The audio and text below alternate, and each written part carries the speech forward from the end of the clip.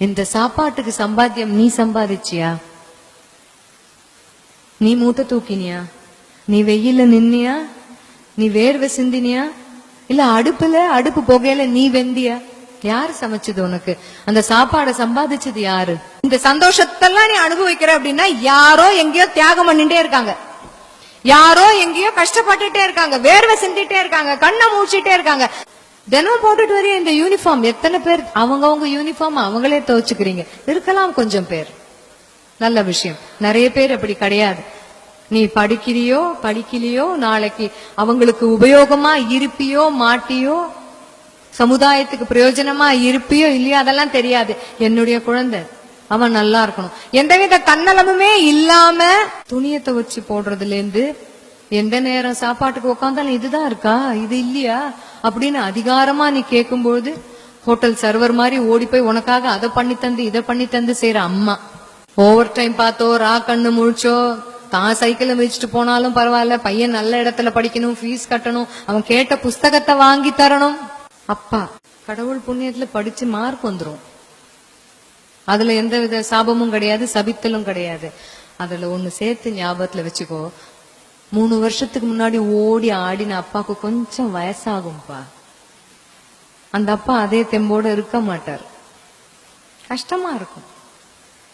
வேக வேகமா உன்னை கொண்டு வந்து காலையில இறக்கி விட்டுட்டு வேலைக்கு பைக்ல பறக்கிற அப்பா, சென்டர் ஸ்டாண்ட் போட்டு நிறுத்துற அப்பா கொஞ்சம் சைட் ஸ்டாண்ட் போட ஆரம்பிப்பார். அப்பதான் யோசிச்சுப்பாரு, அந்த அப்பாக்கு நீ என்ன செய்ய போற 3 வருஷம் கழிச்சு?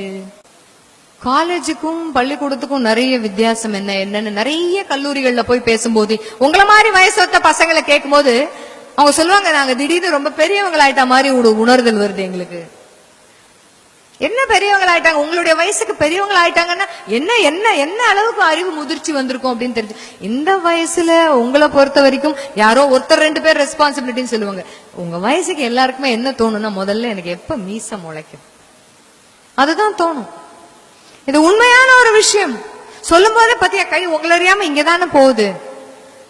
என்னைக்கெல்லாம் பொழுது விடியும் போதெல்லாம் கண்ணாடிய பார்த்து நேத்திய விட இன்னைக்கு மீச வளர்ந்துருச்சா, நேத்திய விட இன்னைக்கு மீச வளர்ந்துருச்சா அப்படின்னு பாக்க, அது ஒரு நல்ல விஷயம். உங்களை மாதிரி பையனுக்கு தான் அம்மா நானும் தினம் நம்ம பார்த்து அப்பா மாதிரி மீச எப்ப வரும், அப்பா மாதிரி மீச எப்ப வரும். நாளையிலிருந்து கண்ணாடியில பார்க்கும்போது இன்னொரு விஷயத்தையும் சேர்த்து நினைச்சுக்கோ. நேத்தை விட இன்னைக்கு மீச ஜாஸ்தியா வளர்ந்துருச்சு அப்படின்னு தெரிஞ்சதுன்னா, நேத்திய விட இன்னைக்கு நம்ம அப்பாவோட பொறுப்பை இன்னும் கொஞ்சம் தோல்ல நாம வாங்கிக்கிற வயசுக்கு போய்கிட்டே இருக்கோம்னு அர்த்தம். புரியுதா?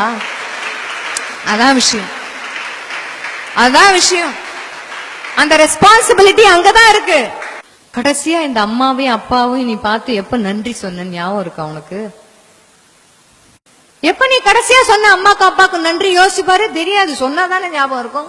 உன்னுடைய அம்மா உன்னுடைய அப்பா இன்றைய உன்னுடைய சந்தோஷத்துக்கு காரணம் இப்ப இருக்கிற இந்த ஃப்ரெண்ட்ஷிப். எனக்காக அவன் உயிரையே கொடுப்பான். ஒன்னு ஞாபகத்துல வச்சுக்கோ, உன்னை பெத்த 2 பேரை தவிர்த்து இந்த உலகத்துல உனக்காக உயிரை கொடுக்கறவங்க யாரும் கிடையாது, கொடுக்க மாட்டான். புரியுதா? அவங்க மட்டும்தான்.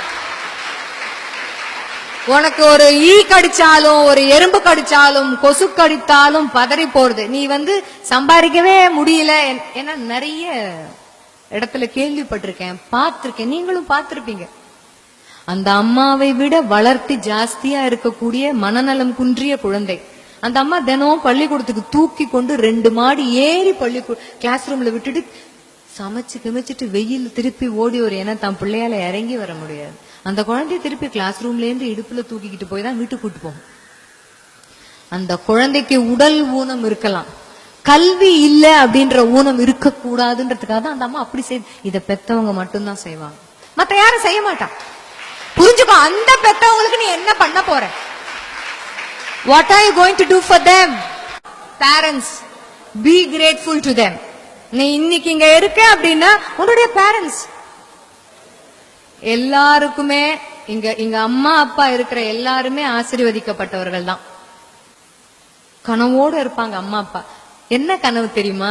நீ முடிச்சிட்டு வேலைக்கு போன உடனே எனக்கு ஒரு 4 பட்டுப்புடவை வாங்கி கொடுத்துருவான், எனக்கு ஒரு 5 பவுன்ல மொத்தமா ஒரு சங்கிலி வாங்கி போட்டுடுவான், தரமட்டமா வீட்டெல்லாம் அடிச்சு 2 மாடி பிளாட் கட்டி ஏசி போட்டுடுவான், அவங்க அப்பா ரொம்ப நாளா வச்சிருந்த பழைய மொப்பட்டை தள்ளிட்டு ஒரு கார் வாங்கி கொடுத்துருவான். இந்த மாதிரியான சில்லறை கனவுகளை பெத்தவங்க காணவே மாட்டாங்க. 3 வருஷம் கழிச்சு வெளியில போனா அவன் சோத்துக்கு அவன் யாரையும் நம்பாம அவனே சம்பாதிப்பான். அவ்வளவுதான் அவன் கனவு, அவ்வளவுதான் இல்லையா? அந்த கனவை நீ நினைவாக்க போறியா? நல்ல பருவம் இது, ரொம்ப அழகான பருவம். நீங்க ஒரு சில பேருக்கு கடன் பட்டிருக்கீங்க, ஒரு சில பேருக்கு உதவி செய்ய வேண்டிய பொறுப்புல இருக்கீங்க. கடன் பட்டது அப்படிங்கிறது உங்க பெற்றவங்களுக்கு. திருப்பி நீ ஏதாவது செய்யணும். காசோ பணமோ ரொக்கமாவோ கொடுக்கணும்ன்ற அவசியம் இல்ல. கல்வியால் மட்டுமே தான் உன் கடனை நீ திருப்பி கொடுக்க முடியும். நல்லா